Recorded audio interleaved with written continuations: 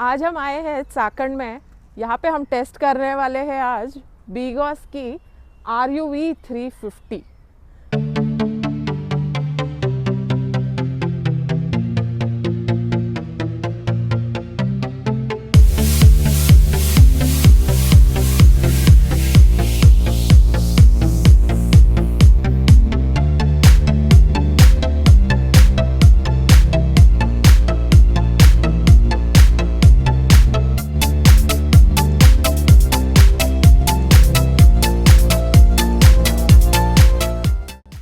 लेते हैं quick walk around ये RUV 350 के अराउंड।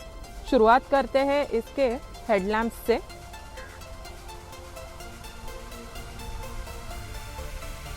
इसकी जो स्टाइलिश बॉडी है बहुत एजाइल है इसके ज्योमेट्रिक्स में और एरोडायनामिक स्ट्रक्चर में। लोगो प्लेसमेंट जो है एक बहुत बढ़िया कॉन्ट्रास्ट कलर के साथ में आती है, यहाँ पे बहुत स्टाइलिश लुक दे रही है उसको। उसके अलावा यहाँ पे ये जो एंटायर डिज़ाइन है द मैन्युफैक्चरर्स क्लेम के वो एक डियर से इंस्पायर्ड है, जो उसकी फ्लेक्सिबिलिटी और एजिलिटी के लिए बहुत जाना जाता है और उसके लंबे पैर होते हैं, जो रिप्रेजेंट करता है इसका व्हील बेस। ये व्हील बेस जो है वो 16 इंच का व्हील बेस है, जो मैन्युफैक्चरर्स क्लेम करते हैं कि इंडिया का स्कूटर का सबसे बड़ा वाला व्हील बेस है, जो है 16 इंचेस का, जो आता है अलॉय व्हील्स के साथ में और ट्यूबलेस यूरोग्रिप के टायर्स के साथ में। अभी बात करते हैं इसके सस्पेंशन और ब्रेक्स के बारे में। यहाँ पे आप देख सकते हैं।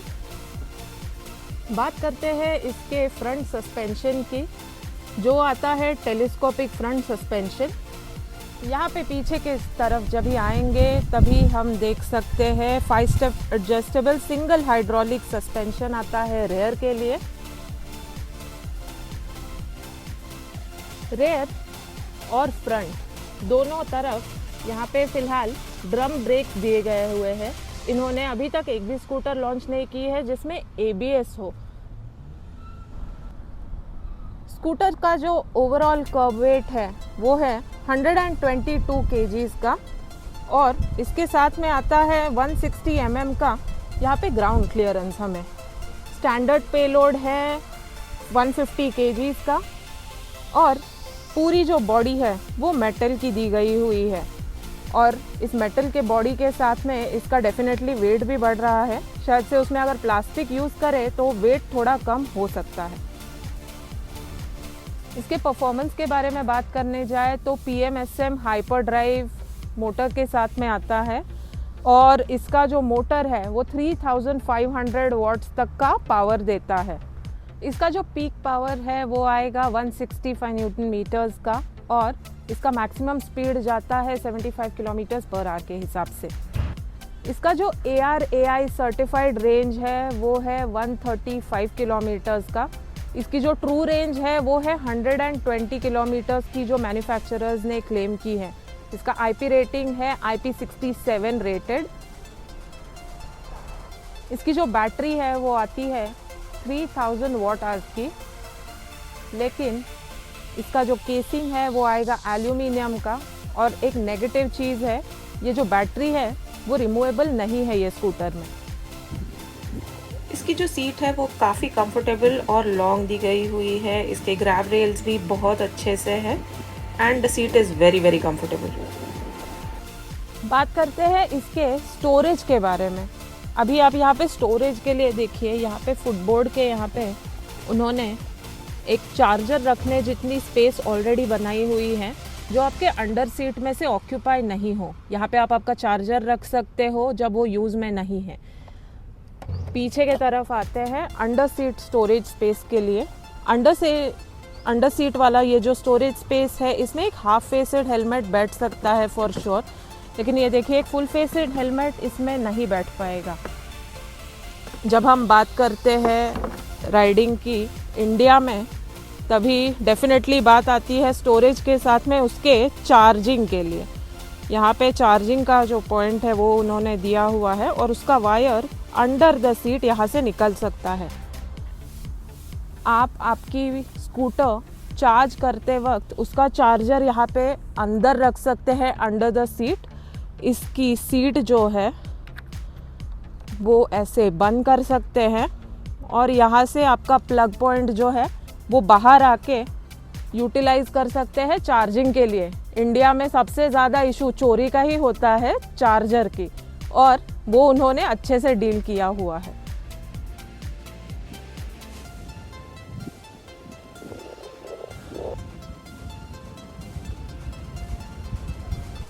वारंटी के बारे में बात करें तो 35,000 किलोमीटर्स तक की या फिर 3 साल, दोनों में से जो चीज़ पहले हो उसके ऊपर आप वारंटी क्लेम कर सकते हो। इसके व्हीकल के लिए, चार्जर के लिए और बैटरी के लिए।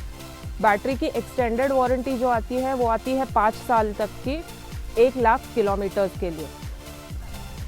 अर्गोनॉमिक्स की बात करें और राइडिंग ट्रायंगल के बारे में देखें, मैं इंडियन एवरेज मैन के हाइट की हूँ, अराउंड 5'10" मेरी हाइट है, और यहाँ पे राइडिंग ट्रायंगल जो है वो काफ़ी कंफर्टेबल दिया गया है। आप कम्यूटिंग के लिए यूज़ करें या इसकी रेंज अलाउ करें तो लॉन्ग डिस्टेंस पे लेके जाए। राइडिंग पोस्चर ओवरऑल काफ़ी कंफर्टेबल लग रहा है मुझे इसमें। ये आता है एक सुपर TFT स्क्रीन के साथ में। अभी इस TFT स्क्रीन में मेन्यू ऑप्शंस में क्या क्या है देखते हैं। इसमें आएगा profile, utilities, custom mode, ride stats, about और डिस्प्ले। अभी चेक करते हैं प्रोफाइल सेटिंग्स में क्या क्या है। प्रोफाइल सेटिंग्स में आएगा यूज़र इन्फो। यहाँ पे आप आपका खुद का emergency number, date of birth या फिर आपका blood group, worst case scenario if you come across an accident, it is handy.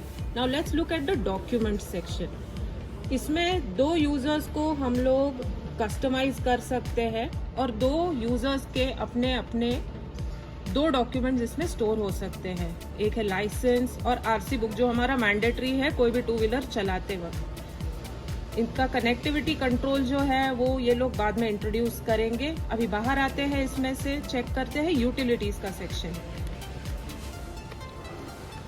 Utilities के सेक्शन में इसमें आएगा क्रूज कंट्रोल। इसमें इनेबल रखना है या डिसेबल रखना है वो हम कंट्रोल कर सकते हैं।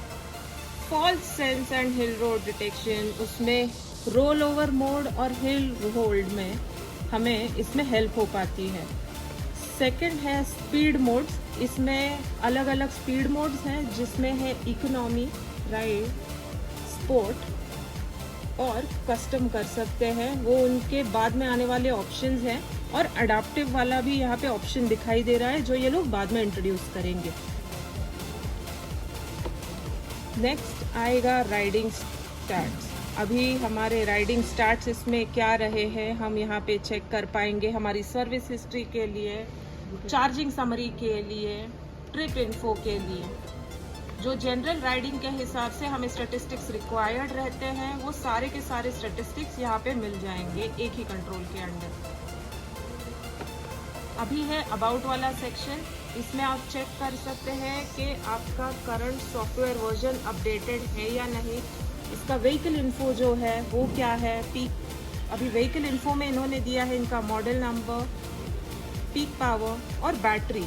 नेक्स्ट है help section. Worst case scenario, आपका इलेक्ट्रिक स्कूटर अगर कहीं पे स्टॉल हो जाए या फिर अगर चलना बंद कर दे तो आप इनके कस्टमर केयर नंबर्स पे और रोड असिस्टेंस पे कांटेक्ट कर सकते हैं, जहाँ पे मेजर सिटीज में 24 आवर्स इनका कस्टमर केयर अवेलेबल है।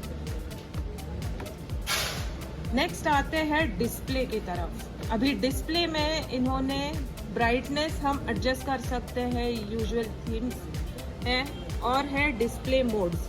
अभी चेक करते हैं सबसे पहला वाला जो ब्राइटनेस का ऑप्शन है। ब्राइटनेस के ऑप्शन में हम एडजस्ट कर सकते हैं कि हमें लेवल 1 ब्राइटनेस चाहिए, लेवल 2 या लेवल 3। आप कौन से टाइम पे ये यूज़ कर रहे हैं स्कूटर, उसके हिसाब से आप डिसाइड कर सकते हैं आपको स्क्रीन का ब्राइटनेस कितना रखना है। नेक्स्ट है थीम। इसमें 2 थीम्स आते हैं, एक है क्लासिक थीम और दूसरा आता है ग्लाइड थीम। 2 अलग अलग कलर की थीम्स है। आप जब यूज़ करने के लिए जाएंगे तो आपको मालूम पड़ेगा।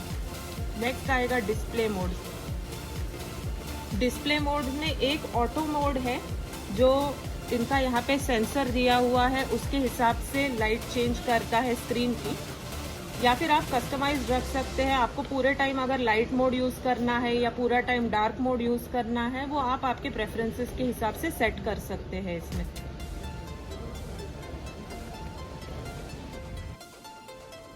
फाइनल वर्डिक्ट के बारे में बात करें तो ये मुझे काफ़ी अच्छी लगी।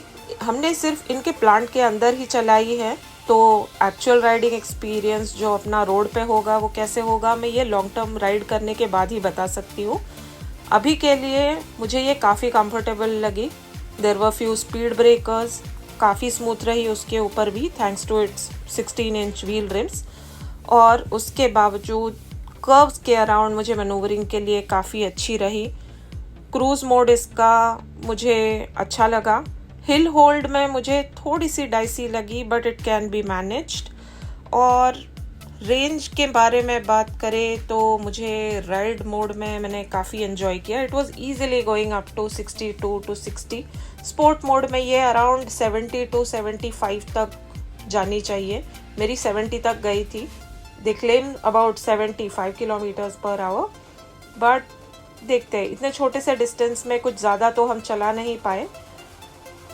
अभी के लिए ही अगर बताए तो मेरा राइडिंग एक्सपीरियंस काफ़ी अच्छा रहा। इसके अर्गोनॉमिक्स काफ़ी कंफर्टेबल है, और इसमें स्टोरेज स्पेस ये बहुत अच्छे से इन्होंने डिवाइड करके दी हुई है।